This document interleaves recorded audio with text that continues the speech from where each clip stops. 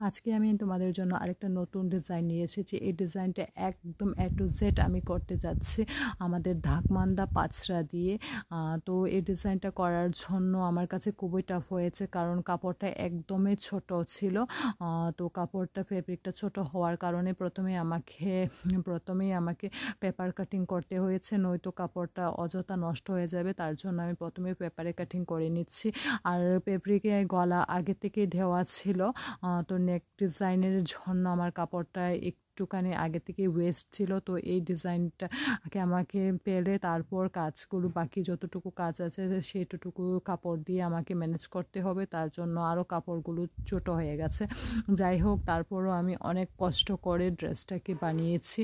তো কাপড়টাকে রেডি হওয়ার পর তারপর পেপার কাটিংয়ের পর আমি পেপারটা কাপড়ে বসিয়ে আমি কাট করছি, নয়তো কাপড়গুলো পুরো নষ্ট হয়ে যাবে। তার জন্য খুব যত্ন সহকারে আমাকে কাট করতে হচ্ছে। কাপড়টা একদমই ছোট ছিল, যার জন্য টাফ মনে হয়েছে।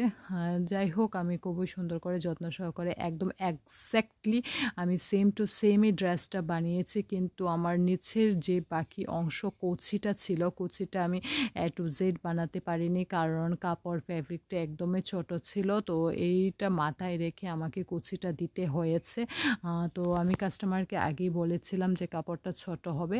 যাই হোক, উনি বলেছে যেভাবে ডিজাইনটা করা যাবে করে দাও আমাকে, কিন্তু আমাকে এই ডিজাইনটাই চাই। তো আমিও সেইভাবে চেষ্টা করেছি একদম A to Z করার। তো আমি একদম A to Z-ই করেছি, শুধু নিচের কুচিটাকে আমি আমার মতো করে দিয়েছি, কারণ ছোট ছিল কাপড়টা, তার জন্য কুচিটাকে একটু এদিক সেদিক করতে হয়েছে, নয়তো একদম পারফেক্টলি সেম টু সেম আমি করে দিয়েছি কাস্টমার যেভাবে বলেছে আমাকে। তো ড্রেসটা দেখতে খুবই সুন্দর হয়েছে।